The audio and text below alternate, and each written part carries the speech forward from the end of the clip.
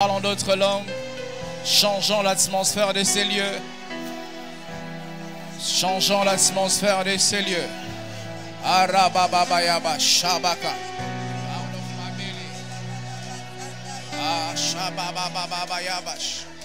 Prie le Seigneur, change l'atmosphère de ces lieux. Ces lieux est différent d'une université. Ces lieux est différent d'un hôpital. Ces lieux est différent d'un cabinet ministériel. Ces lieux est différent de la présidence. Ces lieux, c'est la maison de Dieu. Ces lieux, c'est l'ambassade de notre Dieu. La Bible dit, nul ne vient à Dieu et autre tel qu'il était venu.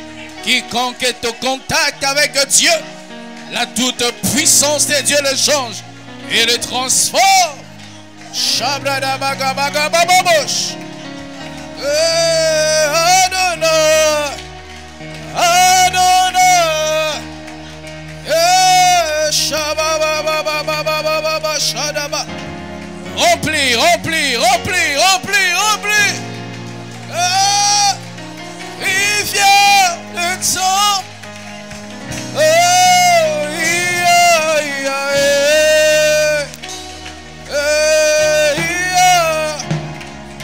Fond de mon être. Coule des rivières. De rivières des eaux de la vie. Que ça coule, que ça coule, que ça coule, que ça coule, que ça coule, que ça coule, ici et maintenant, oh, que ça coule en moi, que ça coule, que ça coule, fais couler l'onction, que ça coule, fais couler ta présence, que ça coule, ici et maintenant, que ça coule en moi. touche-moi, touche-moi, Touche-moi, touche-moi, touche-moi, touche-moi, touche-moi, touche-moi, touche-moi, ici et maintenant, touche-moi, Seigneur. parle-moi, parle-moi, parle,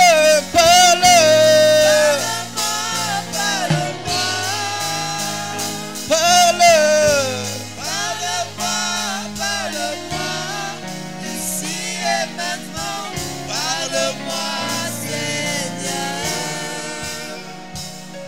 ah la la, la la, la la la,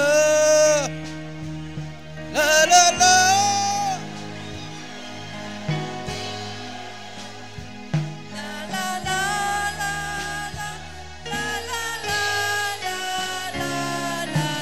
Oh la la la la, la la la,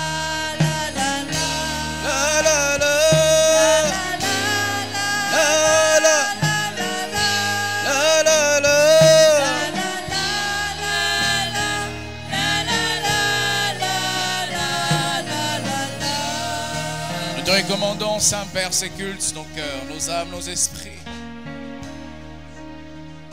La différence, Seigneur, d'avec d'autres lieux, c'est que ici, à ta présence. La différence avec l'université, c'est qu'ici, il y a la présence de Dieu. Nous prions, Père éternel, que ta présence convainc le cœur. Que ta présence sature le vie. Que ta présence change et bouleverse les destinées. Que ta présence révèle-nous notre vocation. Je prie, Père éternel, que ces lieux soient remplis de toi. La Bible dit, la terre entière est remplie de ta gloire. Qu'est-ce que ces lieux pour ne pas que tu les remplisses? Les pans de ta robe couvrent la surface de la terre. Qu'est-ce que ces petits endroits que tu ne peux remplir? Je prie que tu prennes possession de ces lieux. possession des hommes et des femmes qui sont en ces lieux, possession de tout ce qui peut se faire, la chorale, la prédication, le chant, le protocole est fidèle, possession de la technique. Je prie, Saint-Esprit, que tu fasses atteindre les buts de Dieu ce matin dans nos vies. Qu'il n'y ait aucune parole qui sera tombée à terre. Que ta parole tombe dans nos cœurs comme une bonne terre et qui produira de fruits et de fruits. Je me remets à toi, Saint-Esprit. Je prie que tu parles à ton peuple au travers de nos vies, que tu te révèles à chacun de nous. Je prie, Seigneur, que nous puissions entendre ta voix dans la voix de l'orateur. Que l'homme disparaisse et que le Seigneur parle. Je prie, Seigneur, que ta parole révélatrice vienne faire sortir, Père éternel, du fond de nos êtres les situations que nous n'avons pas relatées à un homme, mais que toi tu les connais et que tu nous répondes ce soir par ta parole. Au nom de Jésus, je paralyse tout esprit impur, tout envoyé du diable, tout ce qui peut perturber ces cultes, et je viens imposer la seigneurie de Jésus-Christ. Au nom de Jésus, que les anges de Dieu montent en ces lieux et descendent, et qu'un réveil s'abatte dans cette église. Au nom de Jésus-Christ de Nazareth, j'ai ainsi prié. Amen. Nous acclamons le Seigneur. Gloire à Dieu. Je vous salue au nom de Jésus. Je vous prie de saluer le frère, la sœur à vos côtés, en le souhaitant un bon culte. Les voyants des Alpha 30, des Alpha 26. Souhaite un bon culte à ton frère, celui des droites, des gauches. Ne lui fais pas subir ta faim, ta fatigue. Souhaite un bon culte. Amen, amen. J'ai ce matin 2 portions d'écriture à vous proposer. La toute première, nous la lirons dans Ecclésiaste chapitre 3, le verset 1er. Et la seconde, nous la lirons dans Matthieu 13, le verset 24 au verset 30. Une toute petite portion d'écriture. Nous ouvrons nos Bibles. Le flash me distrait un tout petit peu, si on peut l'arrêter. Ecclésiaste chapitre 3, le verset 1. Vous y êtes. Ecclésiaste chapitre 3. Ça vient juste après le livre des Proverbes. Et nous lirons Matthieu 13, le verset 24 au verset 30. Que le protocole m'aide à gérer les enfants. Ecclésiaste 3, 1, vous y êtes. La Bible dit, il y a un temps pour tout, un temps pour toutes choses sous les cieux. Un temps pour naître, un temps pour mourir, un temps pour planter, et un temps pour arracher ce qui a été planté. Un temps pour tuer et un temps pour guérir. Un temps pour abattre et un temps pour bâtir. Un temps pour pleurer et un temps pour rire. Un temps pour se lamenter et un temps pour danser. Un temps pour lancer des pierres et un temps pour ramasser des pierres. Un temps pour embrasser et un temps pour s'éloigner des embrassements. Matthieu chapitre 13.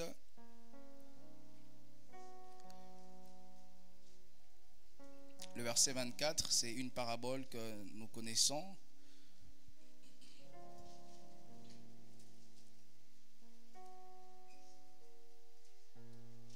Le verset 24 au verset 30, Matthieu 13, 24 à 30. Jésus, il leur proposa une autre parabole et dit, le royaume des cieux est semblable à un homme qui a sémé une bonne sémence dans son champ. Vous voyez, une bonne sémence dans son champ. Mais pendant que les gens dormaient, son ennemi vint, sema délivré parmi les blés et s'en alla. Lorsque l'herbe eut poussé et donné du fruit, livré parut aussi. Les serviteurs du maître de la moisson de la maison vinrent lui dire, Seigneur, n'as-tu pas sémé une bonne sémence dans ton champ? D'où vient donc qu'il y a délivré? Il leur répondit, c'est un ennemi qui a fait cela. Et les serviteurs lui dirent, veux-tu que nous allions l'arracher? Non, dit-il, des peurs qu'en arrachant l'ivraie, vous ne déraciniez en même temps les blés.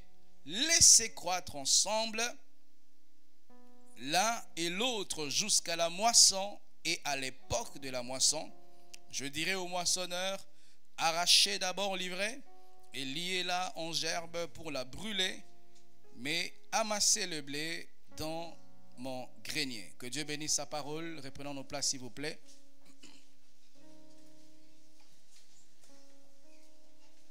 Je vous salue au nom de Jésus-Christ de Nazareth et je vous prie de saluer votre frère, votre sœur à vos côtés en le souhaitant un bon culte de 26e jour de Alpha, et à nos frères et sœurs qui sont sur Internet, nous vous saluons dans le nom précieux de Jésus-Christ et de Nazareth.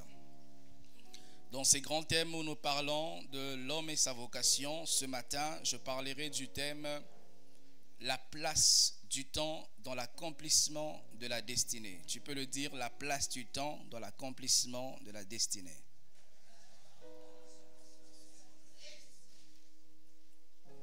Je parlerai de Jésus-Christ. Je parlerai de la parabole que nous avons lue, des livrets et du blé. Je parlerai de Moïse. Je parlerai un tout petit peu de la croissance spirituelle. Je toucherai un tout petit peu la formation d'Israël dans le désert. Je donnerai ensuite 4 choses dans mon introduction, ensuite 3 autres, et je finirai par 4 leçons que nous allons tirer de cette parabole du blé et de l'ivraie. Les temps et cette bénédiction que Dieu nous donne à tous de manière équitable. L'homme riche a 24 heures comme toi, les pauvres a 24 heures comme tout le monde, les savants a 24 heures, les moins intelligents a 24 heures, l'homme blanc a 24 heures, l'homme noir a 24 heures. Le temps est un instrument entre les mains de Dieu pour révéler son plan parfait dans la vie d'une famille, d'une personne, d'une église, d'une nation. Les choses que nous n'avons pas connues hier, aujourd'hui nous le connaissons. L'intelligence que nous n'avions pas hier, quand on nous disait, si c'est les bons calculs, 1 moins 2, on disait que c'est impossible, c'est ça, n'est-ce pas? Mais avec le temps, quand nous avons grandi, Dieu a rempli le vide intellectuel que nous avions, et nous pouvons dire que 1 moins 2, c'est moins 1. Le temps a sa place dans l'accomplissement de la destinée, autant une vie de sainteté à sa place, autant une vie de prière à sa place, autant une vie de jeûne à sa place, autant une vie des offrandes, de sacrifices à sa place, les temps aussi. Vous savez, la différence, c'est que certaines choses, nous le faisons, nous jeûnons, nous prions, nous craignons Dieu. Mais les temps, nous ne le faisons pas. Mais l'impact que les temps aura sur nous, ça sera en fonction du comportement que nous avons eu vis-à-vis du temps. Celui qui étudie à l'école va à coup sûr emmagasiner la connaissance et au moment opportun dans la vie séculière pourra la vomir. Mais celui qui faisait l'école buissonnière et qui n'a pas pu utiliser à bon escient le temps que Dieu a donné à l'élève intelligent et moins intelligent, il se rendra compte que dans les jeux de la vie, dans la carrière professionnelle, il ne pourra donc rien faire. Les Écritures nous parlent par la sagesse du roi Salomon dans le livre d'Ecclésiaste, en nous disant qu'il y a un temps pour tout. Toute chose a son temps. Et la Bible va plus loin pour dire que Dieu fait toutes choses bon en son temps. J'aimerais dire 4 choses avant d'aller plus loin dans mon message. Sachez, frères, sœurs, que le temps nous prépare et nous rend éligibles à la sélection de la vie. Si aujourd'hui tu n'es pas sélectionné par la vie, le temps travaillera pour te rendre éligible et te préparer à être sélectionné demain. Si aujourd'hui tu n'es pas mis sous les projecteurs dans la vie, laisse les temps passer. Utilise les temps que Dieu te donne à bon escient. Demain tu seras mis sous les projecteurs. La Bible dit, il n'y a aucune ville qui soit située sur une montagne et demeure invisible. Lorsque Dieu t'appelle, il te place quelque part, laisse les temps et tu le verras. Il y a des choses que je n'ai pas encore vues ici sur Douala. Ce n'est pas parce que je n'ai pas encore vu un endroit à Douala que l'endroit là n'existe pas. Ce n'est pas parce que tu n'as pas encore vu certaines choses dans les plans parfaits de Dieu de ta destinée que la chose là n'est pas dans ta destinée. Le temps nous prépare et nous rend éligibles à la sélection de la vie. Les Écritures nous parlent, j'aime beaucoup Pierre, ces derniers temps vraiment, je parle beaucoup de Pierre. Pierre était un phénomène, Pierre était un disciple assez particulier, hors du commun. Un jour, Jésus rencontre Pierre avec tout ce qu'il avait comme côté brut. Jésus lui dit, Pierre, suis-moi et je ferai de toi un pêcheur d'hommes. Et Pierre a tout laissé, il suivit Jésus. Et à un moment donné, Pierre, face à sa destinée, j'aimerais dire, face aux choses qui ont précédé vraiment sa vocation, Pierre se montre être un peureux. Pierre se montre être incapable d'assumer ce qu'il était. La Bible dit, Pierre a dit à Jésus quand Christ a fait son discours bizarre pour dire que bientôt ici on frappera les bergers et les brebis se disperseront. Pierre a dit, Seigneur, tout le monde là peut te régner, sauf moi. Et lorsque le moment est venu, Pierre suivait Jésus en cachette et il arrive à un endroit, on le détecte. On lui dit, mais toi, nous t'avons aussi vu avec ce Jésus. Et Pierre, peureux comme tout, il dit, je ne le connais pas. Moi, je ne connais pas ces messieurs. On lui dit, mais tu parles comme lui. Tu as des attitudes de ces messieurs. Tu as les codes génétiques de ces messieurs. Mais comment tu dis que tu ne les connais pas? Pierre, les peureux, il n'a pas pu assumer ce qu'il était. Mais le temps passé a révélé que Pierre n'était pas qu'un peureux. Pierre pouvait aussi être un audacieux. Le même Pierre qui avait eu peur devant une femme, qui était incapable d'assumer ce qu'il était en Christ, le jour de la Pentecôte, le même Pierre a défendu sa foi. Il a dit, les gens que vous appelez born again là, les gens que vous appelez ivres, ils ne sont pas ivres. Car il est écrit dans les derniers jours, dit Dieu, moi Dieu, je répandrai de mon esprit sur toute chair. Ce n'était pas un autre Pierre, le même Pierre. Mais le temps a fait quitter Pierre d'un état de paresse à un état de l'audace. Le temps nous travaille. C'est que je ne suis pas aujourd'hui, laisse-moi le temps, je le deviendrai demain. L'église que je ne suis pas aujourd'hui, laisse-moi le temps, je le deviendrai demain. Tant que Dieu me donne le temps, je continuerai à utiliser le temps que Dieu me donne à bon escient. Et je suis sûr que je verrai l'aurore s'élever en ma faveur. La deuxième chose que j'aimerais dire par rapport au temps, le temps nous éprouve et le temps nous approuve. C'est la manière de fonctionner de Dieu. Avant que Dieu n'approuve un homme, Dieu va toujours t'approuver. Moi, je suis toujours contre ce système de vente, de conversion de certaines célébrités, certaines stars. À l'occurrence, de stars de la musique mondaine qui se convertissent et ils veulent directement chanter pour Dieu. Ça ne se fait pas comme ça. Ce n'est pas parce que tu chantais dans le monde les femmes, la boisson, l'alcool, les grands de ce monde, que quand tu t'es converti, tu dois aussi chanter Dieu. Il se peut que toi tu prêcheras Dieu, tu ne chanteras pas Dieu. Il se peut que tu utilisais ton corps, ton talent pour une chose que Dieu ne voulait pas pour lui. Vous savez, frère, sœur, tu peux épouser une femme qui veut que tu l'aimes en lui accordant simplement l'attention. Mais si toi tu lui fais des cadeaux, tu l'amènes en Europe, paye, billet ceci, billet cela, il se pourrait que tu n'arrives pas à un haut niveau de toucher son cœur, non pas parce que tu fais pas la bonne, tu ne fais pas quelque chose, mais ce que tu fais, tu ne le fais pas comme tu devais le faire. Et lorsque tu t'es converti, tu étais en train de chanter dans le monde, tu étais une célébrité, tu étais un homme grand. Lorsque tu viens dans la maison de Dieu, il se peut que Dieu ait un autre plan pour toi. Si tu étais un vase d'honneur dans le monde, il se peut que pour Dieu, tu seras une chaise d'honneur. Et quand tu t'es converti, Dieu va d'abord t'éprouver avant de t'approuver. Dieu va d'abord te faire passer à un moment de ta vie avant de t'élever. Dieu va toujours te faire quitter de l'Égypte avant d'arriver à Canaan. Il te fera toujours passer par l'étape intermédiaire qu'on appelle le désert. Et c'est dans le désert que Dieu va te bâtir. Je vais en parler tout à l'heure. Les apôtres avant la Pentecôte ont été tellement éprouvés par le Seigneur. Jésus en croyait que tu es méchant. Et à la limite, tu ne comprends pas que c'est une grâce de recevoir une équipe loyale autour de toi pour te servir et pérenniser ta vision. Un jour, Jésus, dans Jean chapitre 6, il tient un discours fort. Il avait 70 disciples, semblerait-il. Il leur parle durement.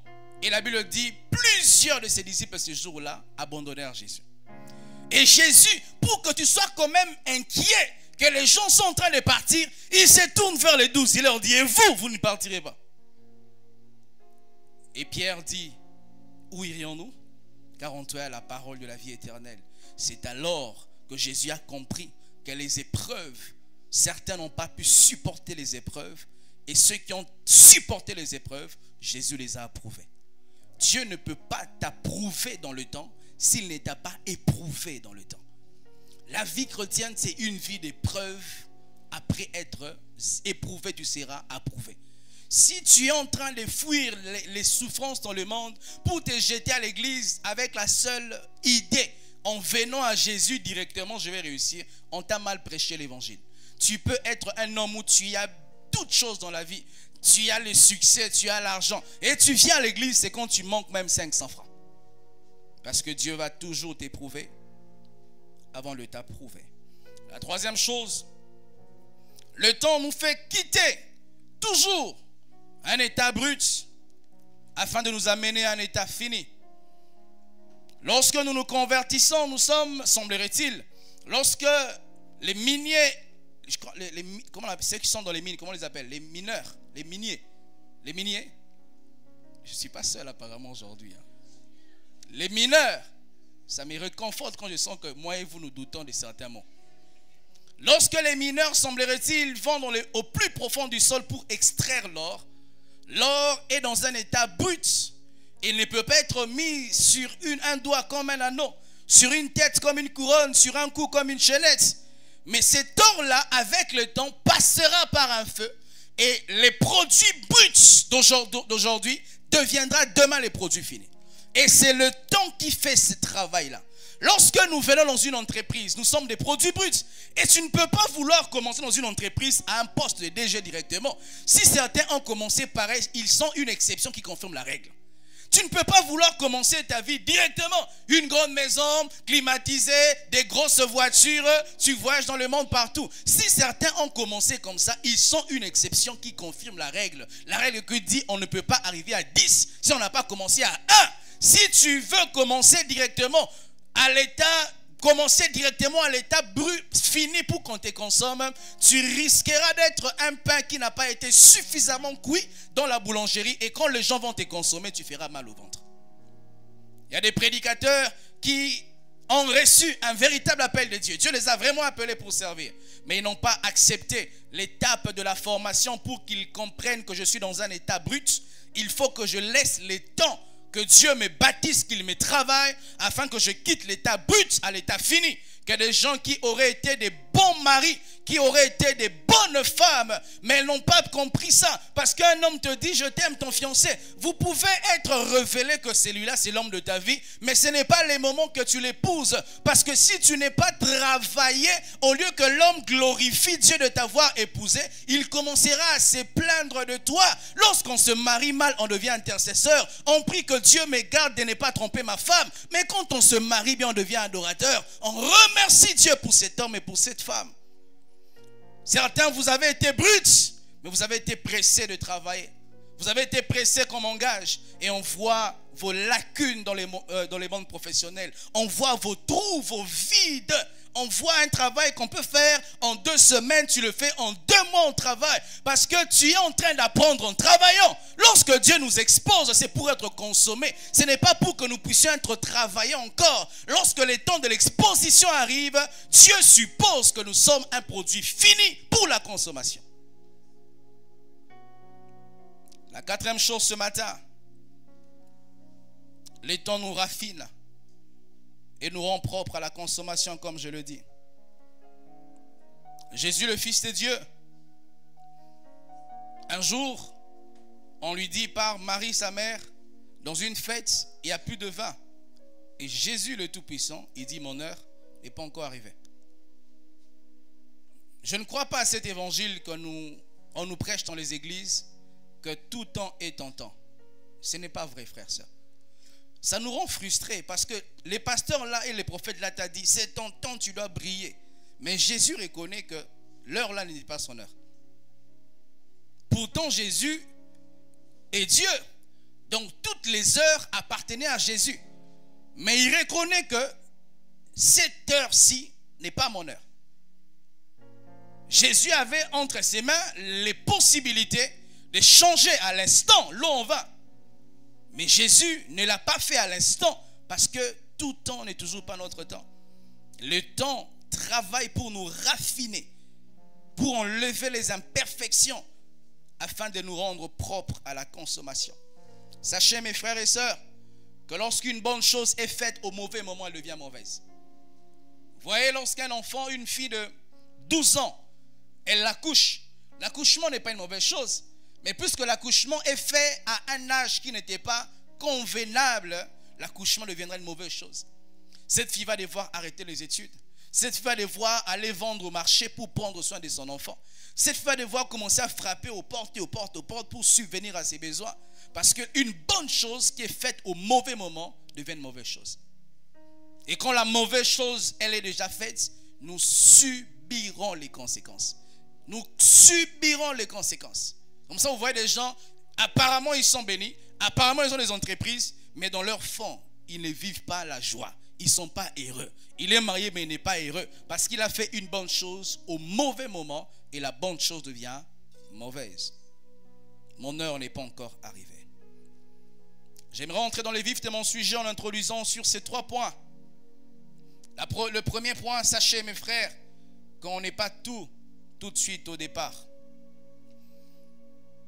Que Dieu m'aide vraiment à dire ce que je dois dire, comme je dois le dire. Il m'arrive de rencontrer des personnes qui sont tellement, entre guillemets, fatiguées de leur situation et ils veulent rapidement sortir de cette situation-là.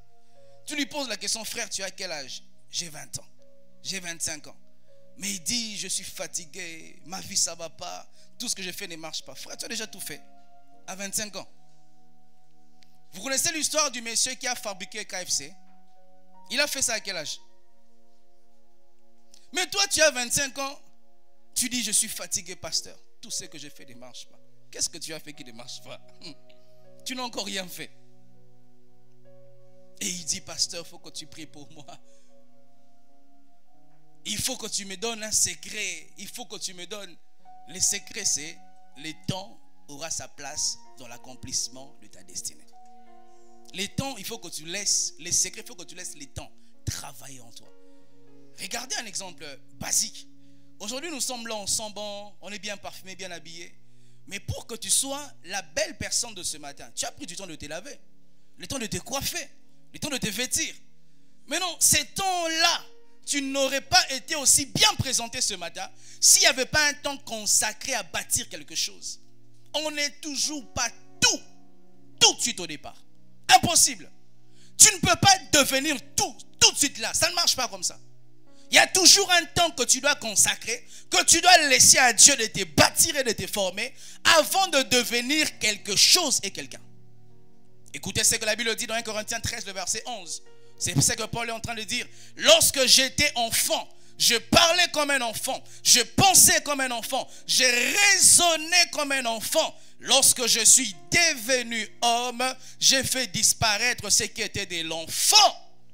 Vous voyez, il est en train de dire, dans ma vie, j'étais dans une étape où ma réflexion était des enfants, où j'ai pensé comme un enfant, où j'ai raisonné comme un enfant, où mes attitudes étaient des attitudes d'un enfant. Et lorsque je suis devenu grand, je fais disparaître tout ce qui est de l'enfant. Il y aura toujours un temps où tu vas consommer les choses par rapport à ton niveau de maturité. Il y aura toujours un temps, Dieu te bénira avec une certaine somme d'argent liée à ta maturité. Tu n'iras jamais au-delà d'un salaire de 5 millions.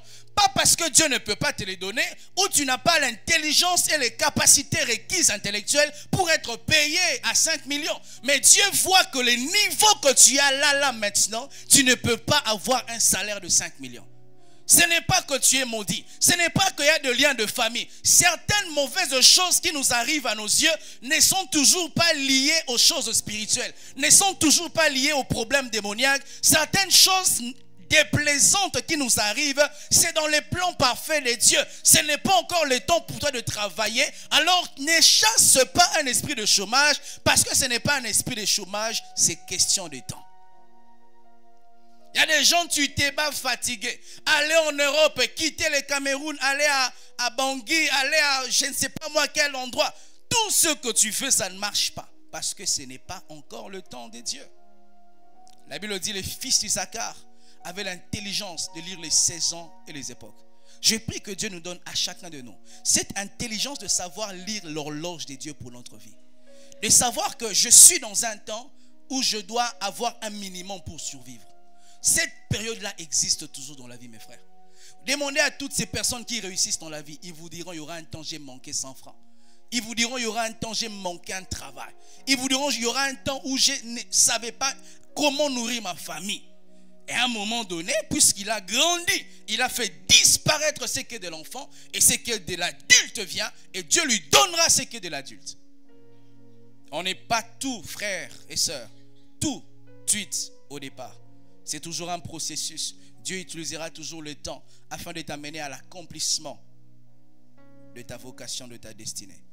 Hébreux chapitre 11, le verset 24, la Bible dit, Moïse devenu grand, il refusa d'être appelé le fils de la fille de Pharaon. Il préféra souffrir avec ses frères les Hébreux au lieu d'être dans la richesse. Moïse devenu grand.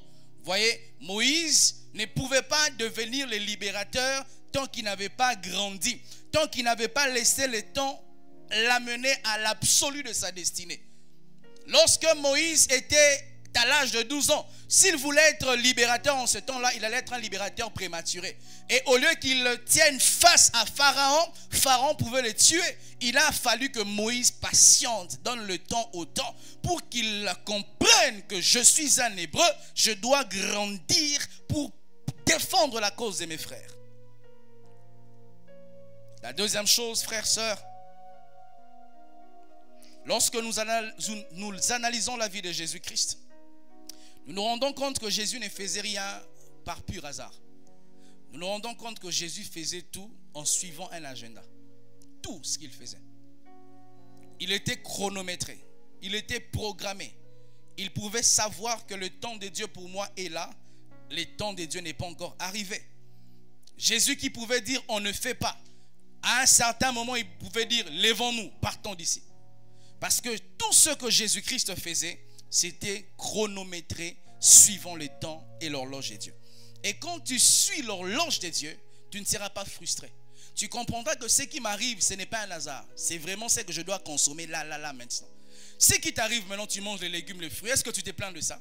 Est-ce que tu dis que l'esprit de pauvreté de ma famille là veut me rattraper? Non, c'est un temps que tu comprends. Dieu veut que je me nourrisse des légumes et des fruits.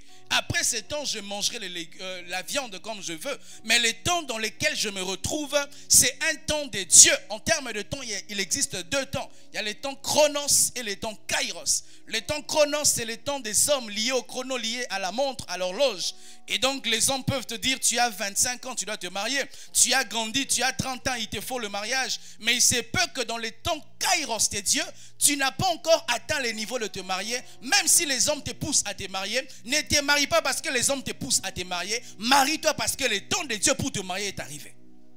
Si tu te maries parce que ton père, ta mère, ta famille te met de la pression, tu risques de te marier parce que dans le monde professionnel, on t'a dit si tu veux atteindre un niveau de poste au travail, tu dois obligatoirement te marier, alors que Dieu n'avait pas encore fini d'ajouter dans ta vie les éléments qu'il fallait, afin que lorsque le temps de ton mariage arrivera, que tu sois un homme fini, tu risqueras de plaire aux hommes et de déplaire à Dieu. Et quand nous déplaisons à Dieu, nous sommes les premiers à souffrir. Les hommes seront bien zen dans leur maison. Ils viendront le jour de ta dot pour te célébrer, jeter sur toi les billets des banques, te féliciter. Mais quand tu vivras les réalités contraires du mariage, ils ne seront pas là. Vous devez faire quand c'est le temps de Dieu pour vous de faire. Vous devez même entrer dans le ministère, servir, chanter, travailler au protocole, entreprendre quand c'est le temps de Dieu pour vous de faire. Quand ce n'est pas le temps de Dieu, vous allez aller incomplet. Parce que Dieu n'avait pas encore fini de remplir en vous tous les éléments nécessaires afin de ne pas être en rupture sur le champ de bataille. Et vous allez souffrir. La dernière chose, avant que je ne dise les 3 leçons de ce que cette parabole nous enseigne, ensuite nous allons prier. Certains éléments de notre destinée ne pourront être formés en nous qu'avec le temps, quoi que nous fassions. Certaines choses de ta vie, quoi que tu fasses, quelle que soit la qualité, la profondeur des prières que tu pourras faire, ça ne peut être accompli dans ta vie qu'avec le temps. Si aujourd'hui ma fille Akalia veut tellement conduire la voiture, même si elle fait un alpha 1000, je ne peux pas lui donner ça, parce que le temps n'est pas encore arrivé. Et certaines choses dans ta vie, je vais en parler tout à l'heure, certaines persécutions dans ta vie disparaîtront, que quand Dieu va estimer que tu as atteint un niveau de maturité, que tu as compris qu'on ne s'attache pas à Dieu parce que les démons m'attaquent la nuit, mais on s'attache à Dieu parce que je dois m'attacher à Dieu. Dieu ne fera pas disparaître dans ta vie certaines mauvaises choses qui sont des mal nécessaires tant que tu n'auras pas compris. Tant que la compréhension de ces choses, c'est les vides que Dieu doit remplir pour former en toi un homme fait. Tant que tu n'auras pas compris ça, certaines choses demeureront dans ta vie. Je l'ai dit dernièrement que les hommes, nous venons à Dieu vraiment pas pour Dieu.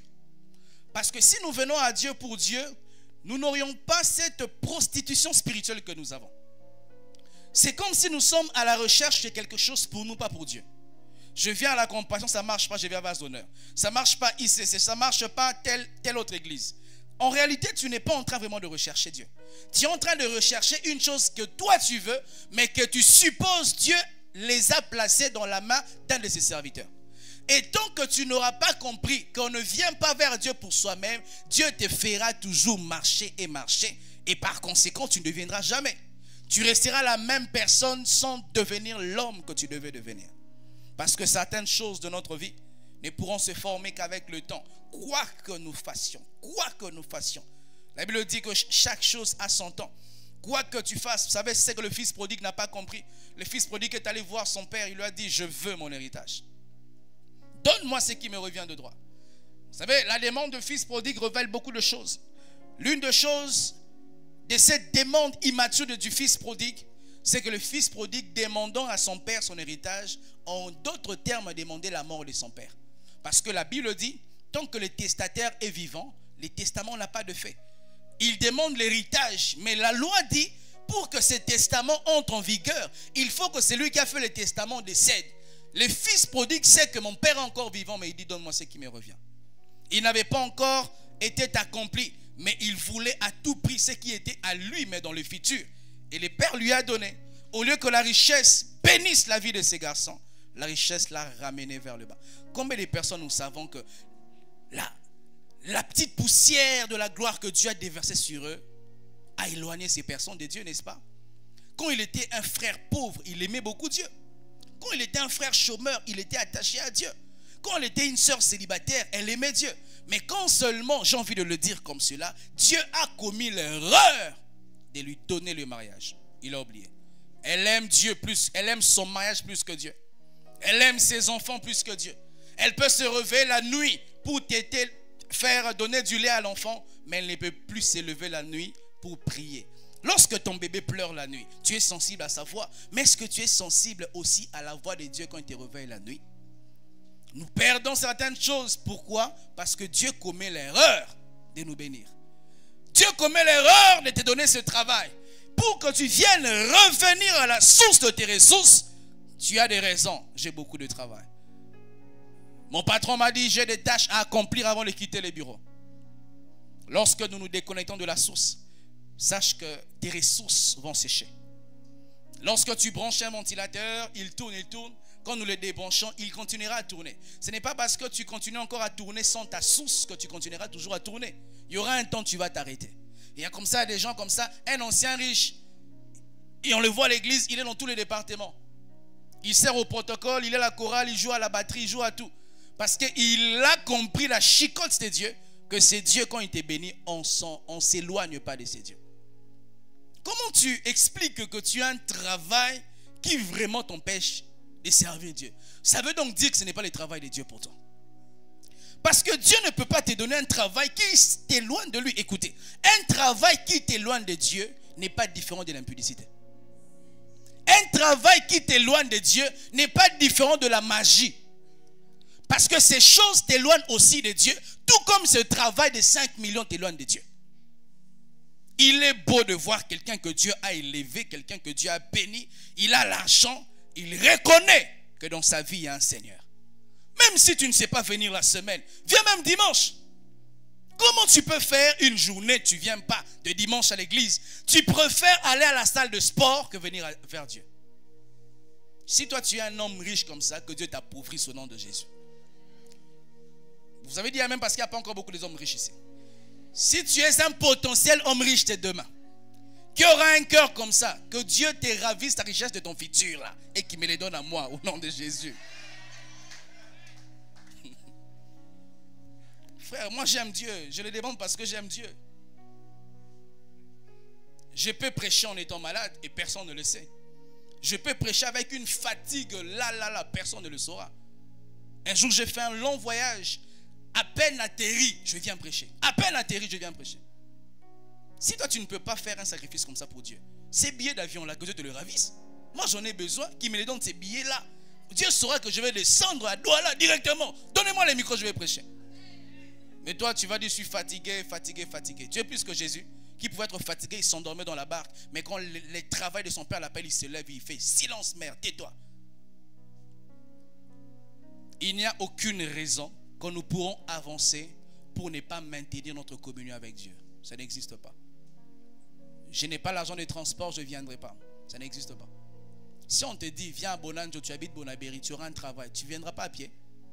Ou tu ne vas pas te battre, emprunter quelque part l'argent. En réalité, tu n'aimes pas assez Dieu. Si tu aimais vraiment Dieu, tu n'aurais pas vu des barrières. Bon, ma femme connaît cette histoire. J'étais amoureux, un fois amoureux, parce que le vrai amoureux c'est ici. D'une fille à longtemps, elle habitait très loin. J'ai parté là-bas presque tous les jours. Je n'ai pas de travail ça. C'est quand Dieu me délivre, je me dis, mais quels étaient ces démons qui me donnaient autant d'énergie d'aller là-bas tous les jours. Tous les jours. Parce que quand on aime Dieu, tu ne vas pas dire je suis fatigué aujourd'hui. Tu n'aimes pas beaucoup Dieu. Si tu aimais vraiment beaucoup Dieu, vous savez, comme je vous ai dit, Dieu éprouve avant d'approuver. Si déjà cette petite quantité de bénédictions te donne des raisons à ne pas prier, et lorsque Dieu fera de toi ministre dans cette nation, lorsque tu auras 1000 entreprises à gérer, donc c'est que toi, on te rencontrera après 2 mois seulement. La Bible dit, celui qui est fidèle en peu de choses, le sera aussi dans les grandes choses. Et le fils prodigue n'a pas réuni tous les éléments nécessaires pour se maintenir et accomplir efficacement sa vocation. Et Dieu lui donne ce qu'il revenait de droit. Mais la bénédiction de Dieu l'a détruit et l'a éloigné de Dieu. Le texte que nous avons lu de la parabole du blé et de l'ivraie, sachez que dans cette portion d'écriture, les blés représentent une bonne chose et l'ivraie représente les mâles, une mauvaise chose. La Bible dit, il y avait un champ. Un jour, un propriétaire de champ vient planter dans son champ les blés. Et il avait le serviteur. Et je suppose donc que c'était ses serviteurs et lui qui travaillons pour que ces champs fleurissent, prospèrent. Mais la Bible dit, après que les blés, la bonne chose a été plantée, lorsque tout le monde dormait, l'ennemi est venu, il a planté l'ivraie.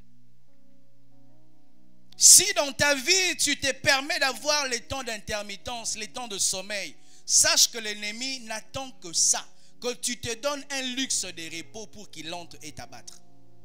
Si après c'est Alpha 30, tu te donnes un luxe, je me repose, c'est quand l'ennemi voudra entrer pour s'aimer en toi les blés.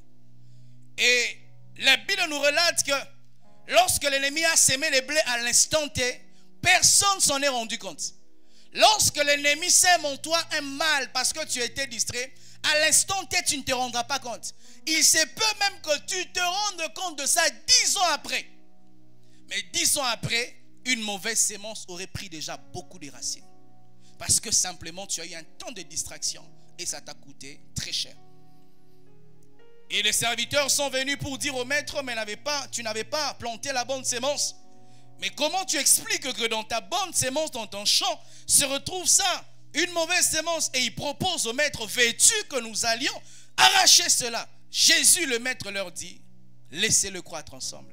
Et au temps de la moisson, Le moissonneur va séparer les blés et livrer lorsque les blés aura produit le fruit. Cette portion nous enseigne 3 choses que je retiens. La première chose, sachez que la plantation du blé n'exclut pas la présence du mal. Avoir une bonne chose dans ta vie n'exclut toujours pas qu'une mauvaise chose peut te tenter. D'ailleurs, Satan aime toujours venir là où il y a les enfants de Dieu. La présence de Jésus n'a pas empêché à Satan d'envoyer Judas. Jésus, Dieu comme ça vraiment, qui pouvait lire dans les pensées. Mais un Judas utilisé par Dieu, il était là présent. Dans cette église, on peut voir aussi un Judas. C'est pas parce que nous sommes une vraie église, nous prêchons la vérité, la sainteté, qu'on ne peut pas voir quelqu'un qui est envoyé par Satan. Tu peux avoir un mariage où vraiment tout est bien, mais Satan, dans ses mariages stables, il voudra ouvrir une brèche, planter et délivrer. Croire que parce que tu as une vie saine devant Dieu, croire que parce que tu donnes tes offrandes à l'église, croire que parce que tu es fidèle dans tes dîmes et dans tes offrandes à l'église, croire parce que tu as fait Alpha 30, qu'en cette année, Satan ne va pas t'envoyer un mauvais vent. C'est croire que Satan n'existera pas parce que Dieu existe. Ce n'est pas parce qu'il y a la plantation des blés que l'ivraie n'aura pas l'audace de venir là. J'ai connu des gens, ils ont seulement l'audace de démystifier ce qui est mystérieux. Quand seulement Dieu t'élève, c'est quand eux ils aiment démystifier. Et souvent nous avons ces personnes dans nos familles. Quand seulement tu deviens une femme mariée, un homme marié, c'est quand lui en public il veut t'appeler avec les noms là de petits. Quand tu étais petit, tu avais un nom.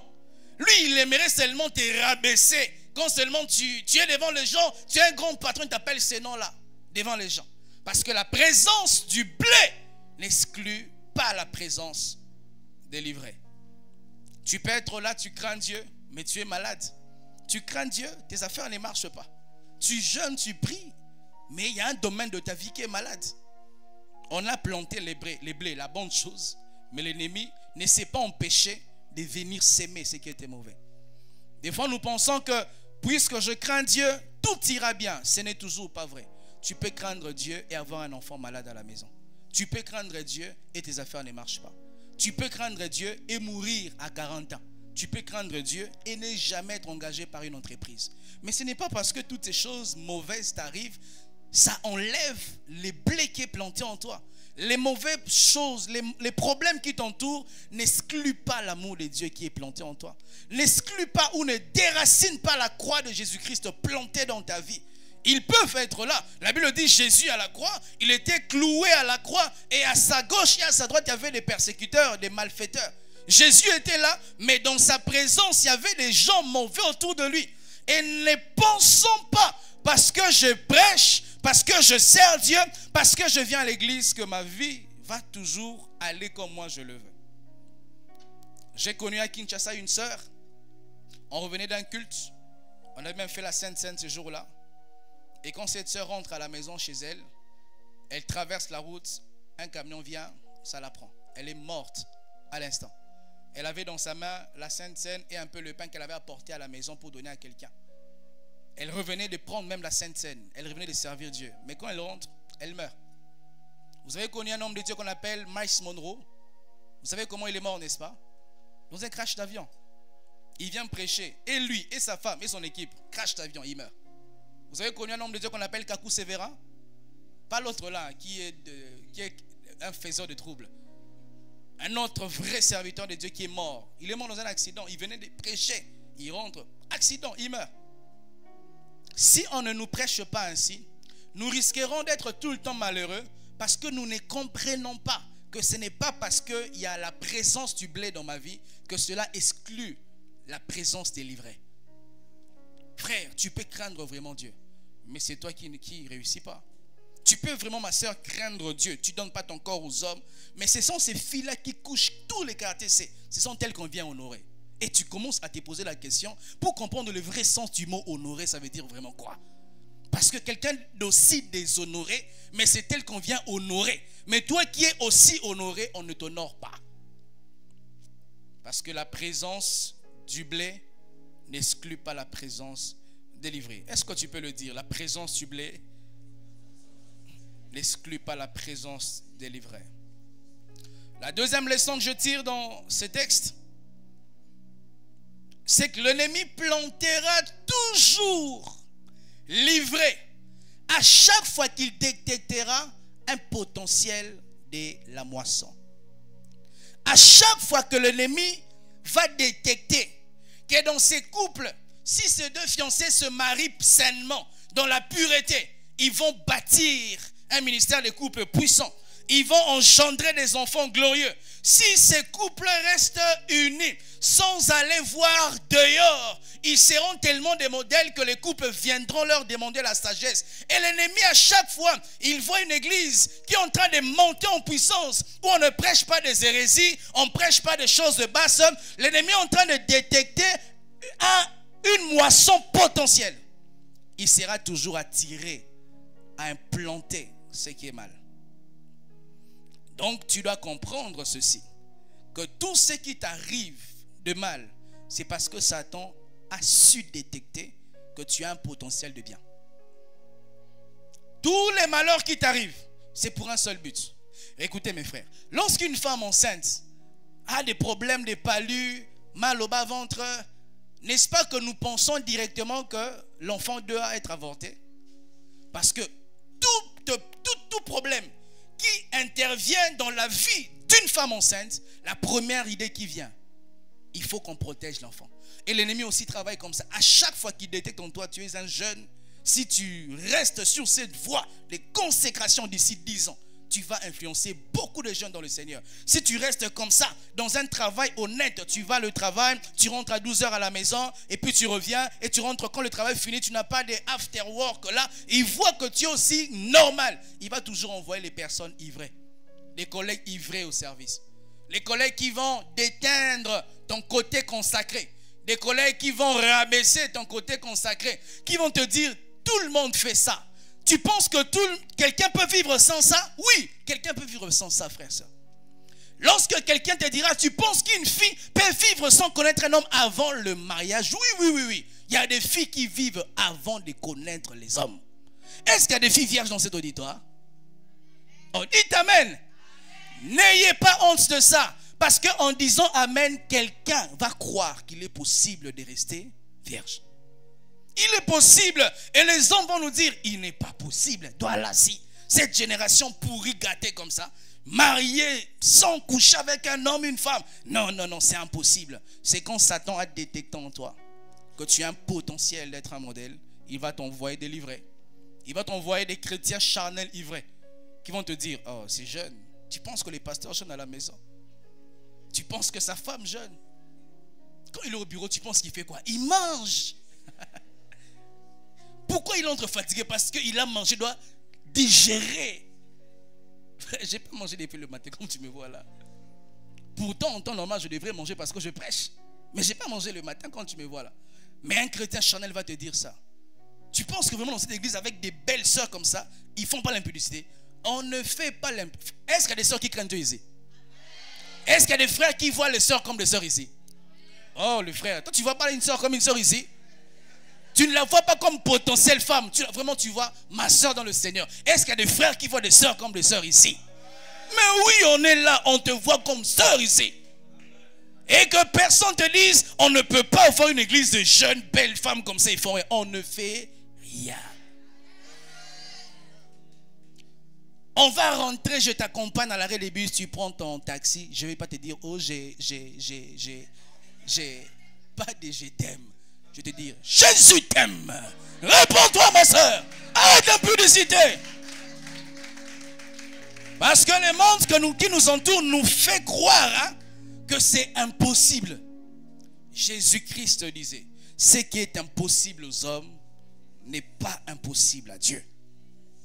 Je connais des hommes qui se sont fiancés, mariés, ils sont restés, on dit quoi? Vierge, chaste, pisseau, c'est quoi? Chaste. Je connais des filles qui ont 30 ans qui sont vierges.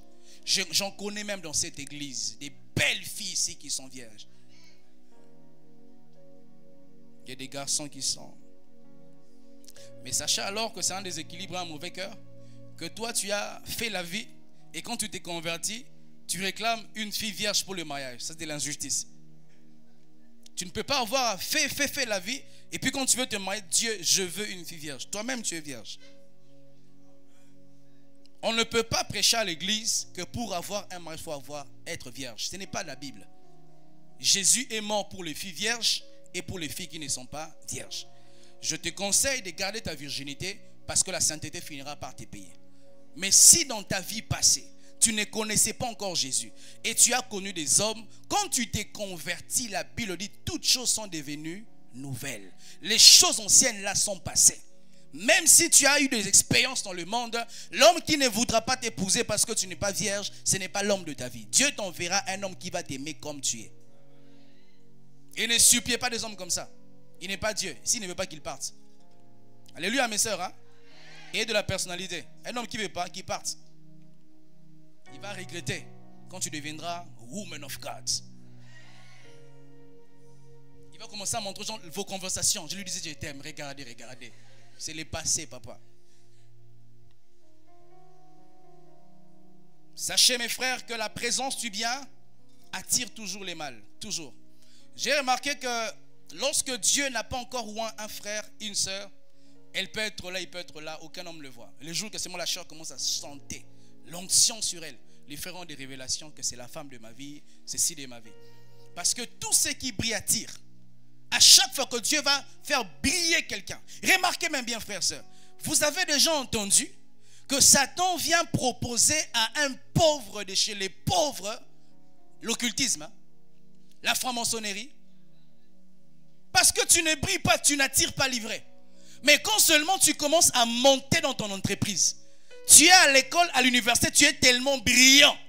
Tu es, comme on dit ici, tu es major, c'est ça. Hein? C'est quand on viendra te dire, il faut la lumière, il faut ci, il faut ça. Parce que la présence du blé attire toujours, mes frères, l'ivraie. Toujours. Toujours.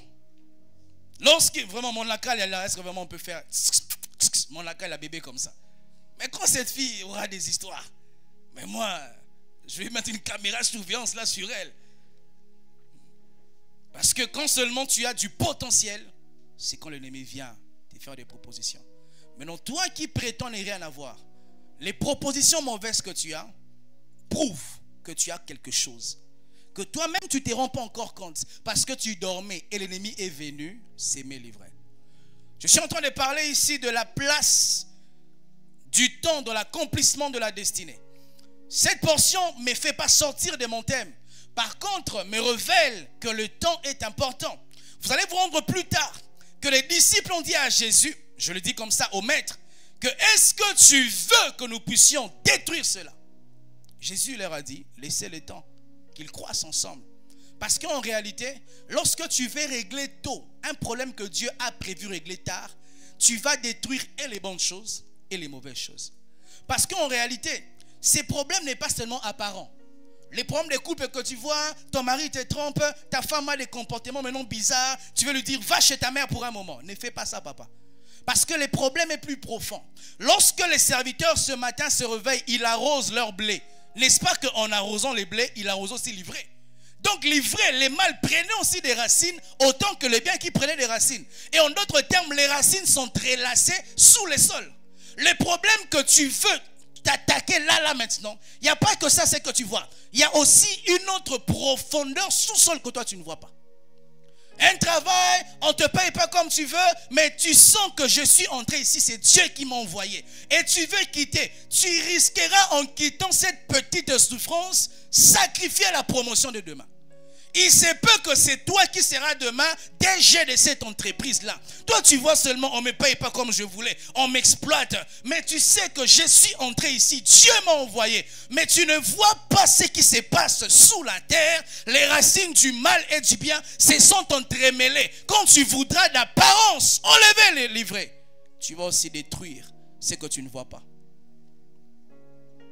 Vous savez, frères, sœurs, il y a toujours un temps important entre accomplir sa destinée et être sur le point zéro de sa destinée. Et c'est la règle de la vie. Vous savez, ceux qui font les baseball, ils savent que quand ils ont leur batte en main et que la balle est jetée, il ne peut, je crois qu'on appelle ça swimming, un truc comme ça, swing. il ne peut pas faire le swing tant qu'il n'a pas calculé la synchronisation du temps entre la balle et sa batte. Les mamans qui préparent savent que certaines nourritures pour leur cuisson, il faut 10 minutes, il faut 20 minutes, il faut 1 heure. Si tu fais moins de ces minutes-là, nous n'aurons pas un bon rendement. Et dans la vie, le temps va toujours être important pour que tu deviennes l'homme que tu dois devenir. La dernière chose ce matin, livrer aux côtés du blé n'a pas pour but de détruire la vie du blé. Mais le but de livrer aux côtés du blé a pour but de corrompre l'environnement de l'expansion du blé. Satan ne peut pas te détruire parce qu'il ne t'a pas donné la vie. Il ne peut pas l'ôter. Jésus-Christ dit, je donne moi-même ma vie, personne ne me l'ôte. Satan ne peut pas enlever un mariage qu'il ne t'a pas donné. Mais il peut s'aimer autour de ton mariage des choses qui peuvent compromettre ton mariage. Satan ne peut pas t'enlever le travail que Dieu t'a donné, quoi qu'il en soit. Même s'il devient 1000 fois Satan, puisque ce n'est pas lui qui a donné ça et il ne peut pas le retirer. Tout ce qu'il peut faire, il peut compromettre ça. Il va s'aimer de livrer dans le même environnement que pousse les livrets. Parce qu'il sait qu'en s'aimant les mâles aux côtés du bien, leurs racines vont se rencontrer quelque part. Et au lieu qu'il croisse normalement, il ne pourra plus croître. Il ne peut pas enlever la vie du blé parce qu'il n'a pas donné la vie au blé. Mais il va vouloir compromettre l'environnement. C'est comme ça, mes frères et sœurs, veillez à votre environnement.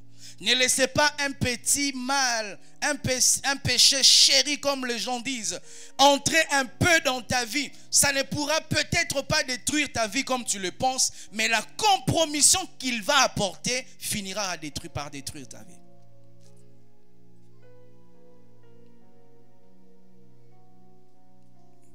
Des fois, Satan, ce qu'il fait, il plante un mauvais caractère en toi. Il plante une mauvaise habitude en toi. Il plante une mauvaise manière de penser en toi et il part. Parce qu'il sait que ton cœur est une terre qui fera croître sa sémence sans lui. Il sait que la chose qu'il plante en toi va grandir parce que l'homme naturellement est mauvais. Vous savez ça? L'homme ne naît pas mauvais. L'homme est mauvais. Non, l'homme ne devient pas mauvais. L'homme naît mauvais. On a tous des enfants. Tu verras un enfant de 5 ans, tu achètes une belle veste à ces garçons. Il marche avec les mains dans la poche, n'est-ce pas? Qui lui a appris que quand tu es bien sapé, il faut faire des fiers? Parce que le mal est dans l'homme. Même ma fille, elle est là. Elle n'a même pas encore 1 an. Quand elle fait quelque chose de moi, je crie non, elle arrête. Qu'est-ce qui lui dit que c'est qu'elle fait c'est mal? Elle ne comprend pas encore quelque chose de grand. Parce que l'homme ne devient pas mauvais, l'homme naît mauvais. Alors Satan, sachant qu'en toi tu as des prédispositions mauvaises, ce qu'il fera, il voudra planter dans ta vie un comportement, une habitude, une situation qui fera compromettre ce que tu es. Il va t'envoyer un type d'homme qui va te déshonorer afin de compromettre ton système de pensée du mariage. Il va te faire grandir dans un foyer où ton père et ta mère se chamaillent dans la nuit. Ton père et ta mère se battent. C'est un chat et une souris. Quand ils se battent, c'est le feu dans la maison. Et une fille, un garçon qui grandit dans une telle famille a une pensée biaisée du mariage. Il peut se dire, si c'est ça le mariage, mieux n'est pas me marier. Parce que Satan, il aime compromettre l'environnement de notre devenir. Vous allez voir, généralement, une belle-mère qui fait souffrir sa belle-fille, généralement, si vous suivez bien, elle a aussi été dans la souffrance par sa belle-mère. Parce que l'environnement était corrompu et elle reproduira sans réfléchir. Même les parents, des fois, qui font souffrir les enfants. Généralement, ces gens de parents ont souffert aussi et ils pensent que c'est ça le fonctionnement normal. Pour que l'enfant soit intelligent, il faut que tu cries, il faut que tu tapes. Il y a des parents, ils ne peuvent pas parler, il doit taper l'enfant parce que lui, pour qu'il comprenne quand il était enfant, on devait les taper. Ce n'est pas parce que tu étais bête, papa, il fallait qu'on te tape pour comprendre que ton enfant est aussi bête autant que toi. Lui, il est intelligent. Quand tu parles, il écoute. J'ai une tante qui disait à ses enfants, Dieu a créé les oreilles, pourquoi? Les enfants répondaient, pour écouter. Je pense pour ma part que c'est le langage de faible, la violence. On n'a pas besoin d'être violent pour se faire comprendre. On peut être doux, la douceur n'est pas la faiblesse. Tu sais, si Jésus t'apparaît dans la douceur, tu peux même tomber en extase. Si un ange t'apparaît, il dit même rien, il t'apparaît, tu peux tomber en extase. Ce n'est pas parce que tu es violent que ta femme va te respecter. Au contraire, quand tu es violent, ta femme ne va plus te respecter. Parce qu'elle se rend compte qu'en réalité, j'ai épousé une femme qui met les pantalons. Parce que si tu te rabaisses au niveau de ta femme, elle parle, tu parles, elle parle, tu parles aussi. Tu t'appelles aussi, elle jette, elle s'enferme dans la chambre. Là, tu n'es plus un homme. Un homme dit, si tu oses sortir sans ma permission, tu verras. Et puis tu t'assais, télécommande Netflix. Elle va à un moment donné faire les fiers. Elle met les make-up. Toi, ne la suis pas. C'est ce que tu as dit. Elle est en train de méditer sur ça. Mon Dieu, elle va me faire quoi si j'ose? Papa, va même dormir. Tu as seulement dit, si tu oses sortir, tu verras. Elle va rien faire. Tu as déjà vu un chien, il se tient dans la route, il fait rien. Toi, tu vas passer. Même si un lion entre ici, même s'il ne rougit pas, toi, tu vas rester ici. Tu vas demander, grand frère lion, pardon, j'étais venu prier ici, je n'ai pas de démon. Parce que le silence, c'est toujours pas le signe de la faiblesse. Tu peux être silencieux, mais tu es fort. Ne te venge pas de cette mauvaise personne. Parce que si tu te venges, tu ne laisseras pas Dieu te venger. Cette mauvaise famille qui t'a fait du mal, aime-le. L'amour, ça sera la correction que tu vas leur donner. Ils t'ont fait souffrir comme ça. Ils pensaient qu'en s'aimant autour de toi, livrés, ils vont empêcher les temps accomplis dans ta vie, ta destinée. Laisse-le. Il ne faut pas les haïr. Il faut les gifler par l'amour. Va le voir à la maison, apporte du lait. Le lait là, ça va passer ici. Ça sera amer, c'est l'air dans leur bouche. C'est ce qui est arrivé à Judas, vous savez. Judas a vendu Jésus. Jésus lui dit, c'est avec ça que tu vends le Fils de Dieu. Et quand Judas prend la pièce, il voit vraiment que ça devient réel. Il va jeter ça, il va s'épandre. Ne vous vengez pas si Dieu peut mieux vous venger. Laissez Dieu vous venger. Il va bien vous venger. La Bible dit la vengeance appartient à Dieu. Laisse l'ennemi vouloir planter, livrer, parce qu'il sent que tu seras une grande femme demain. Il veut détruire ta manière de penser du mariage, que les hommes sont moins sérieux, qu'aucune femme n'est sérieuse, parce que tu as rencontré une fille qui a jonglé avec un homme, et on veut détruire ton image du mariage. Il ne faut pas haïr cette fille-là. Il faut l'aimer. Le jour que tu vas te marier, l'invitation, je me marie. C'est quoi un bel hôtel ici à Douala? Je me marie à Crystal Hotel. Est-ce que j'aimerais tellement que tu m'honores de ta présence? Est-ce que tu peux venir à mon mariage? Est-ce qu'elle va manger ces jours-là? Les gens vont danser, elle va pleurer. Elle va voir vraiment tout ça, c'est de ma faute. Mes frères et sœurs, moi, lorsque Satan m'attaque, ça m'encourage beaucoup. Ça m'éprouve qu'il sent que je deviens important dans le monde spirituel. Qu'il se donne de la peine à engager beaucoup de démons, beaucoup de mauvaises personnes pour vouloir à mon mal. Est-ce que toi, comme tu es là vraiment, tu as besoin d'avoir les policiers pour te protéger dans ta maison? Mais si demain tu commences à demander 100 militaires, parce que tu deviens important, la qualité des livrets de mal qui vient à chercher à compromettre sera toujours révélatrice de la qualité de la destinée que tu possèdes. Tu dois comprendre que quand le temps arrivera, c'est mon dernier point de ce matin. Le temps de Dieu, quand il arrivera, il permettra que les moissonneurs viennent enlever les blés et livrer. La Bible dit, Jésus leur a dit, n'enlevez pas ça. Attendez que les blés produisent le fruit. Tu n'as pas encore produit le fruit. Tu veux quitter ce mariage. Il se peut que ton mari finira par se convertir après autant d'années de souffrance et de persécutions. Et toi, tu veux abandonner ça parce que Satan a sémé autour de toi la compromission. Tu dois rester dans ces mariages-là que Dieu t'a donné, n'oublie pas que tu l'as cherché avec beaucoup de peine et de prières. N'oublie pas que tu es monté dans le retraite et de jeûne pour ça. Ce travail que Dieu t'a donné, parce que les collègues ne t'aiment pas, ils te mettent des bâtons dans le roue et tu veux démissionner parce que ce n'est pas parce qu'ils sont nombreux à te combattre que toi tu es seul. Il y a des gens qui t'entourent que tu ne vois pas. Il y a des pasteurs qui prient pour toi mais que tu ne vois pas. Il y a des frères et sœurs que tu fais du bien. Devant Dieu, ils citent ton nom que tu ne vois pas. Et il y a même les anges de Dieu qui t'entourent que tu ne vois pas.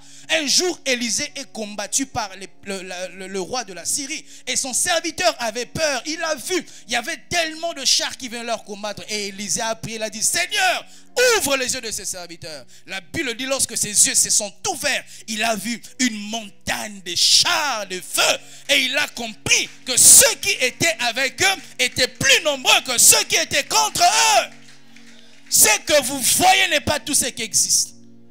Il y a des choses que tu ne vois pas encore, mais ça existe. Et tu ne dois pas, avant les temps de Dieu, enlever, déraciner les blés délivrés. Laisse les temps que ta foi soit assez mûre afin de faire certaines choses. Laisse assez que Dieu te bâtisse encore avant de commencer à rétorquer, à agir. Il y a un temps où on s'était, on reçoit seulement des coups. Mais ce qui ne te tue pas te rend plus fort. Si les coups de la vie que tu reçois ne t'amènent pas dans un cimetière, sache que les coups que tu reçois te rendent plus fort et t'empêchent de mourir. Si la famine que tu reçois, l'infidélité que tu vis de ton mari, les injustices que tu vis dans ton travail ne te tuent pas, frère, ça te rend plus fort. On ne reconnaît pas ta grâce, on ne reconnaît pas que tu es ci, que tu es ça. Je connais même des gens dans les entreprises, ce sont eux qui sont des moteurs. Ils font tout, mais leur chef, lorsqu'il présente les projets, il lui fait croire que c'est moi qui ai fait. Même si on ne reconnaît pas ta grâce, il y aura un jour, Dieu va créer une circonstance. Ton patron là sera malade et on va dire, qui peut faire ça? C'est quand Dieu va faire luire tes compétences. Gardez silence. Je combattrai pour vous. Les silences et les langages est victorieux.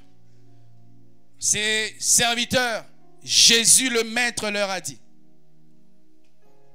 n'enlevez pas, ne déracinez pas, laissez que le temps arrive. Quand le temps arrivera, moi je le ferai. Quand je verrai le fruit que le blé a produit, je le ferai moi-même. Et à un moment donné, frère, sœur, laisse vivre le temps que tu vis. Je vous assure, à des temps que j'ai vécu dans ma vie très très graves. Ça ne me plaît pas de prêcher des messages comme ça. Une église, les gens fuient. Je peux prêcher la semaine, il n'y a que ceux-ci qui sont là. Tous ceux-là ne sont pas là. Je ne veux pas dire je rentre au Congo. Non, non, non. Dieu m'a dit c'est ici. C'est ici. L'absence du fruit futur dans mon présent ne me donne pas l'incrédulité pour ne plus croire que dans mon futur, ces fruits n'existent pas. Je sème aujourd'hui, je suis patient. Aucun arbre ne produit le fruit le jour de sa sémence. Les jours qu'on sème cet arbre, il ne produit pas à l'instant des mangues. Je patienterai. Même si ça me prendra 10 ans, je patienterai. Parce que quand ça commencera à produire, j'ouvrirai une entreprise de mangues. Je vais commencer à vendre les jus de fruits des mangues. Je vais commencer à être le livreur dans les grands supermarchés des mangues. Et je vais supporter. Tout ce que moi j'ai à faire, c'est d'arroser. Arroser. Même si en arrosant, j'arrose aussi livré. Il y aura un temps, Dieu va tracer la ligne de démarcation entre les blés et livré. Ah, si je ne me suis pas planté là, mais c'est le Maître qui m'a planté à cet endroit. Je ne veux pas cesser de vivre la vie que Dieu m'a dit de vivre parce qu'un mal m'arrive. Je ne veux pas cesser d'être une bonne femme parce que j'ai appris que mon mari a maintenant une chisa. S'il ne me chasse pas, si Dieu ne le fait pas partir, je ne partirai pas. Frère, écoutez ceci. La vie est comme une roue qui est en train de rouler. Tu peux, une roue en roulant, tu peux par force enlever un boulon. Mais une roue qui est en train de rouler, tu ne peux pas remettre un boulon. Lorsque la vie est en train de rouler, ne quittez pas la course de la vie. Restez là. Si on vous enlève, qu'on vous chasse, mais ne quittez pas un endroit que Dieu vous a placé. Si c'est Dieu qui vous a sémé, restez là. Parce que si Dieu vous enlève, il saura vous placer à un autre endroit. Mais si tu t'enlèves, tu vas te placer où? Les disciples ont à nous enseigner à ce sujet. Jésus lui-même leur a dit, vous ne partez pas, pourquoi? Il leur a dit, on va aller où? Je suis sémé ici. Je me déconnecte de toi, je meurs. Le jour, frère, sort, je suis venu au Cameroun pour faire ma mission de prospection. J'ai fait 2 semaines ici à Douala. J'ai baptisé les gens. J'ai tenu 2 soirées de gloire à Cité Sikh. Et j'avais dans mes programmations ensuite aller à Yaoundé faire la même chose pour voir quelle ville serait bien pour que je commence la compassion. Quand j'arrive à Yaoundé, une femme depuis l'Allemagne, je crois oui l'Allemagne, elle appelle le pasteur Marcelo pour lui dire: j'ai un terrain de 1000 mètres carrés à Yaoundé. Je donne ça pour l'église de la compassion. Pour les hommes, c'était le signe que je dois commencer là-bas. Je vais à Yaoundé. Quand je suis en route pour Yaoundé, Dieu me dit clairement que c'est pourquoi tu étais venu dans cette nation, tu l'as laissé derrière toi. J'avais les idées, j'avais déjà des contacts, je vais faire des soirées de gloire. J'arrive à Yaoundé, j'étais entêté. J'ai quand même appelé les gens, mais je ne sentais pas la paix dans mon cœur. Et puis je leur ai finalement dit: je ne vais plus faire ça. J'ai fait 13 jours à Yaoundé sans rien faire. Prier pour les gens, baptiser sans rien faire. Je suis allé vers cette femme, on est allé sur le terrain. Elle m'a remis son titre parcellaire. Vraiment un signe que ici, là, je commence l'église. Mais j'avais senti que moi, ce n'était pas Yaoundé. Les gens me disaient: voilà, c'est dur pour vous, pas pour moi. Si Dieu m'a dit que ma terre de sémence est ici, toi, je suis une pomme de France. On me sème en France, tu dis que c'est difficile. Non, je vais pousser. Si je suis le Folland, on me sème ici à Douala, tu dis que c'est... Je vais pousser. Parce que les choses que Dieu a plantées en moi sont correspondantes avec la terre dans laquelle je dois être sémé. Et Dieu m'a dit: c'est ici, c'est ici. Même si les gens vivent la vie, mangent à des idoles, même s'il y a les rues de la joie, ce n'est pas mon problème. S'il y a l'ivraie, il y a aussi les blés. S'il y a les choses là mauvaises, il y a aussi les blés. Et les blés, je suis là, je vais être planté. Et je suis sûr et plus que convaincu, il y aura des jours qui vont arriver dans cette église, les gens vont se bousculer pour entrer ici. Retenez ces choses. Les gens qui ne viennent pas, c'est le temps. Jésus a dit: ne déracinez pas, ne déracinez pas. Attendez que le fruit sorte. Il y aura des jours qui viendront. Les gens vont se précipiter. Les cultes seront à 7h, ils viendront à 6h. Je vous le dis comme un prophète de Dieu. Un jour, j'ai fait une vision. J'ai vu des gens entrer, ils bousculer cette porte. Et lorsque Dieu parle, il ne ment pas. Il n'a pas intérêt à me mentir. Un petit ver de terre comme moi, il me parlera pour me flatter. Pourquoi? Je vous assure, frères, sœurs, je ne vais pas arrêter de bien prêcher parce que les gens ne viennent pas. Ceux qui viennent que le dimanche. Souvent, je prêche même mieux la semaine que dimanche. Hein. Souvent, il y a beaucoup d'onction même la semaine que dimanche. Et je ne veux pas baisser de qualité parce que tu n'es pas là. En réalité, je suis en train de te voir dans mon esprit. Quand je regarde là-bas, chaise vide, je te vois là-bas. Je lui dis amen. Même si je ne te vois pas, dans mon esprit, je te vois. Même si tu ne viens pas donner l'argent, dans mon esprit, je te vois. Et quand je me tiens devant Dieu dans la prière, je vais t'accoucher dans la prière. Que tu le veuilles ou non, il y aura un jour, Dieu va te dire: va à la compassion. N'est-ce pas que certains ici, vous avez déjà vécu ça? Tu priais ailleurs et puis tu te retrouves ici. Comment tu te retrouves ici? Tu ne sais pas. Il y avait un jour la nuit. Rekabaka. J'ai dit à Ronald, l'intercesseur, priez que Dieu les attire. Lorsque j'ai commencé l'église à Koto, j'étais avec Papa Vidal. On a acheté combien de chaises? 50 chaises. Avec cette chaire, on était avec lui à qu'on est allé acheter. Il était rentré chez lui, on était avec lui, Dimitri et la sœur Raïssa, hein, je crois. Quand ils sont partis, parce que j'habitais l'église à l'époque, les premiers cultes, je me suis levé la nuit. J'ai prié pour chaque chaise. Je disais à Dieu: une chaise représente une personne. Si nous les avons achetées, parce qu'il y a des hommes qui doivent occuper ces chaises. Je ne suis pas un féticheur, je suis ton serviteur. J'ai pris que les hommes que toi tu as créés, pour lesquels tu m'as fait tout abandonner depuis le Congo, que toi-même tu les attires. Il y avait des jours où tu viens, tu prêches, c'est plein. Les jours où tu vas au Congo, un jour je vais au Congo, l'église baisse jusqu'à 9 personnes. Je reviens, j'ai continué, le travail grandit. Et je disais à l'église, il y aura un temps, vous viendrez à l'église avec les manteaux. Il fera froid à l'église, il y aura un temps. Qui était à côté? Qui se rappelle de ça? Je vous disais ça, il y aura un jour. Et toi qui es ici à Bali, il y aura un jour. On aura une église avec des ascenseurs. Je vous dis, il y aura un jour, nous aurons une église avec des œuvres sociales. C'est toi qui seras un jour le médecin directeur de l'hôpital de l'église de la compassion. C'est toi un jour qui vas gérer la banque de l'église de la compassion. Frères, sœurs, si pour toi tu dois voir pour croire, nous ne sommes pas des Thomas. Nous nous croyons et nous verrons après. Parce que les justes ne vivent pas par la vue, mais les justes vivent par la foi. Je vis par des choses que je vois dans mon esprit. Et ce que je vois dans mon esprit, je les accouche dans la prière. Même si elles tardent à se manifester, la Bible dit, attends-la. Elle s'accomplira certainement. Je vais te prêcher avec tout mon sérieux. Parce que les hommes qui viendront ici, ils se cachent en toi. C'est toi qui vas aller leur dire, j'ai rencontré les Messies. Tu es la femme samaritaine, tu n'es pas une grande foule, tu es seule. Mais en toi se cache toute la Samarie. Je vais te prêcher. Un jour, tu vas rencontrer quelqu'un qui se pose des questions que toi, tu as reçu toutes les réponses l'une de ma prédication. Tu vas lui dire, ah, je connais un jeune. Quand il te prêche, il est terre à terre, il ne blague pas. Viens écouter. Il viendra, il va écouter la parole. Et puis il va dire, est-ce que demain a un culte? Oui, demain a un culte. Viens.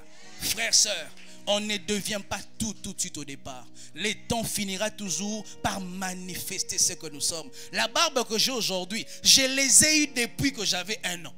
Mais la barbe ne pouvait pas se manifester tant que le temps n'avait pas accompli son travail pour la manifestation. Et les choses que tu veux voir dans ta vie, tu les as déjà. Ça existe déjà en toi. Ce n'est pas loin, c'est dans ton esprit. Tu dois seulement laisser le temps. Ne te compromets pas. La richesse que tu veux là, ça existe. Écoutez mes frères, Dieu ne peut pas planter en toi des idées de la grandeur si tu ne peux pas devenir grand. Dieu ne peut pas mettre en toi le désir de te marier s'il n'a pas prévu dans ta vie option mariage. Si tu as le désir de te marier, quand tu vois les mariés, ça t'inspire. Quand tu vois une personne avec une belle voiture, tu es inspiré. Tu ne peux pas avoir de telles idées si Dieu n'a pas prévu dans ta destinée l'option richesse, l'option mariage, l'option voyage. Je prie que le temps manifeste ça dans ta vie au nom de Jésus. Même si l'ivresse se plante, l'ivresse, la Bible dit, dresse devant moi une table en face de mes ennemis. Dieu dresse toujours la table, même si l'ennemi est assis devant toi. Il n'empêchera pas à Dieu de réaliser ce qu'il a prévu. La présence de Judas dans l'équipe de Jésus n'empêchera pas Jésus de mourir. La présence de Judas dans l'équipe de Jésus n'empêchera pas Jésus de faire des miracles. Même si Judas est là, reste là. Parce que tu dois voir que je suis un vrai serviteur de Dieu. Même si les sorciers sont là, qu'ils restent là. Je ne demanderai pas leur mort. Ce sont eux qui par leur propre bouche vont témoigner que j'étais un vrai serviteur de Dieu. Je n'étais pas un pasteur bonbon. La Bible dit, lorsque les Romains ont persécuté Jésus, un soldat a dit, celui-ci était vraiment le Fils de Dieu. Les gens qui te persécutent, lorsque le temps accomplira son travail dans ta vie, eux-mêmes changeront de langage. Jésus, tu es tout puissant, mais je te prie, ne tue pas ces Romains. Même si tu peux faire descendre le feu du ciel, ne tue pas tes persécuteurs. Si tu tues tes persécuteurs, qui vont attester que tu étais vrai serviteur de Dieu? Parce qu'il n'y a pas mieux que nos ennemis pour attester que nous sommes de vrais serviteurs de Dieu. Il n'y a pas mieux que les sorciers qui te combattent la nuit, qui peut attester que quand tu pries la nuit, tu brilles du feu de Dieu. Ne demande pas la mort de tes ennemis. Je prie qu'ils restent vivants. Les gens qui veulent que la compassion ferme, restez vivants. Je vous prie, restez vivants. Je prie que Dieu vous donne la longévité pour voir ce que Dieu fera. Ivraie reste là. Dieu finira par m'arroser. Tant que le blé est connecté à la source, il recevra de la sève et la sève donnera de fruits et les fruits vont attester que la présence de l'ivraie n'empêchait pas au blé de devenir. La présence de la malédiction de ta famille ne t'empêchera pas de vivre le plan de Dieu. La présence de tes ennemis ne t'empêcheront pas de vivre le plan de Dieu. La présence de l'ivraie n'annule pas la nature du blé. D'ailleurs, c'est la présence de l'ivraie qui atteste que je ne suis pas ivré. Moi, je suis le blé. Moi, je ne suis pas livré. Moi, je suis le blé. Laisse-le qu'il soit là. Ils verront encore un peu de temps. Ils sauront que je ne m'étais pas égaré, que je n'avais pas touché à la magie, que je n'étais pas un rebelle. Laisse-leur le temps. Garde-leur vivant longtemps. Et ils vont attester de leur propre bouche que je n'étais pas en train de perdre mon temps. Aller à l'église n'était pas une perte de temps. Je téléchargeais les choses de ma destinée. Et lorsque le temps arrivera, ils seront temps que Dieu a utilisé le temps pour manifester ma destinée. Je prie à un blé, ne quitte pas le sol de ta destinée. On n'a pas tout de suite au départ, mais ce n'est pas parce que je n'ai pas tout que je n'aurai pas tout. Ce n'est pas parce que je n'ai pas 10 francs aujourd'hui que je n'aurai pas 20 francs demain. Ce n'est pas parce que je suis chômeur aujourd'hui que je serai demain chômeur. La Bible dit, j'ai pour vous les projets de bonheur et non de malheur. Et le projet de bonheur que Dieu a pour moi finira par s'accomplir. Les hommes disent, quelle que soit la durée de la nuit, ça va finir par apparaître. Même si la nuit dure 1000 heures, il y aura toujours un matin. Le coq va chanter. Le coq va chanter. Il y aura toujours le coq qui va chanter. Même dans mon sommeil, je saurai que c'est le temps de la manifestation. C'est le temps de travail. C'est le temps de mon mariage. C'est le temps de mon expansion. C'est le temps de mon élévation. N'abandonne pas. Même si c'est dur, c'est sûr. Même si c'est dur, c'est sûr. Même si c'est dur, c'est sûr. Même si c'est dur, c'est sûr.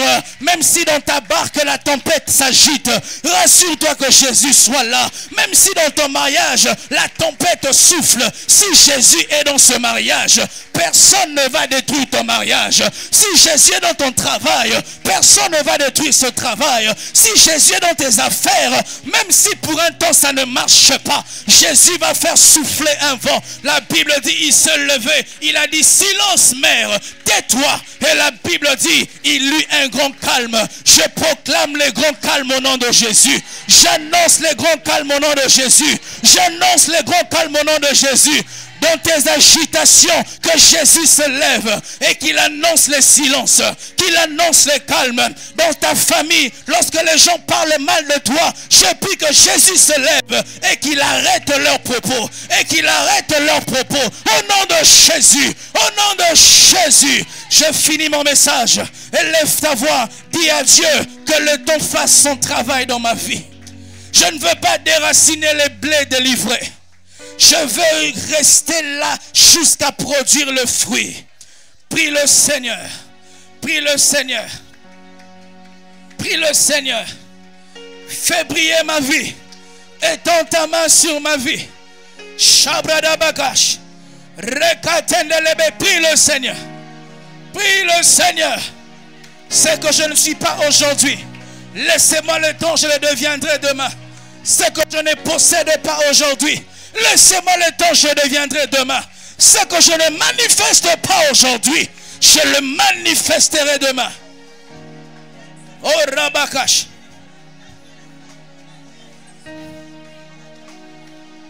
Maya Bababosh. Mandele Broso Babababa. Prie, prie, prie, prie le Seigneur. Prie. Toi qui traverses les moments difficiles, dis à Dieu de te fortifier. Que les temps difficiles ne t'arrêtent pas. Ya ya ya ya. Ya ya ya bash. Ya ya ba ba ba ba ba shaba. Yeah. Et bon encore. Eh. Shama.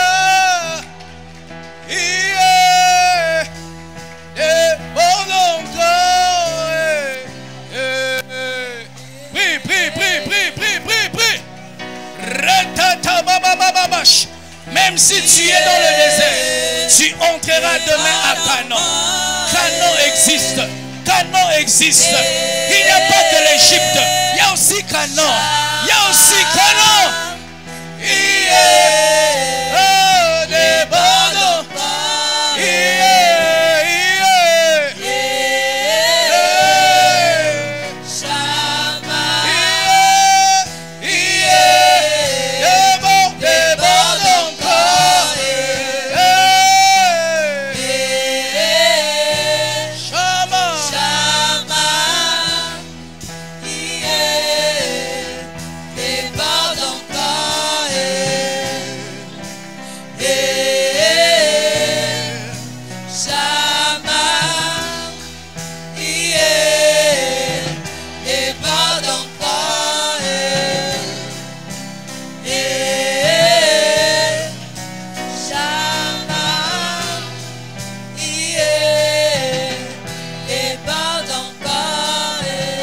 Alléluia. Je vais prier pour toi. La Bible dit Dieu avait marché avec Israël tout au long du désert. C'était une phase transitoire. Et dans cette phase transitoire, Dieu a fait deux choses. Il les a nourris miraculeusement. Dans un désert où il n'y avait pas de marché, il n'y avait pas d'alimentation, de supermarchés. Le ciel était devenu leur marché. Il faisait descendre la manne chaude. Et la Bible dit, Dieu n'a pas permis que leurs vêtements soient usés. Quel miracle! Quel miracle! Et la dernière chose, la nuée de feu, la colonne de feu marchait avec eux. Je prie pour quiconque est en train de subir les effets du temps dans sa vie. Tu as l'impression que tu es en train de régresser. Tu as même l'impression que ta vie avant Dieu était mieux.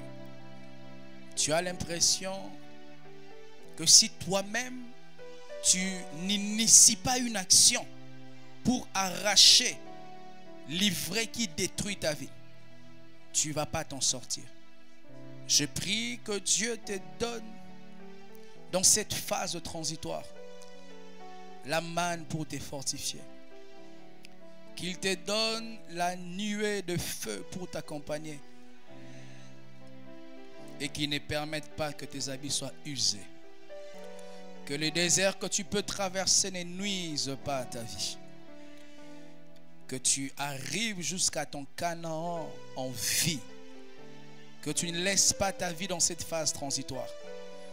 Que tu ne laisses pas l'espoir dans cette vie transitoire. Que tu ne laisses pas la foi, le courage, la joie de vivre dans cette étape transitoire. Que tu entres en Canaan complet. Et que tu jouisses de la vie que Dieu a prévue pour toi. Je prie que Dieu te donne une révolution spirituelle. Qui te donne une foi qui déplace des montagnes. Afin de croire que tout ce que tu vois n'est pas tout ce qui existe. Afin de croire que ce que tu n'as pas aujourd'hui, demain tu l'auras.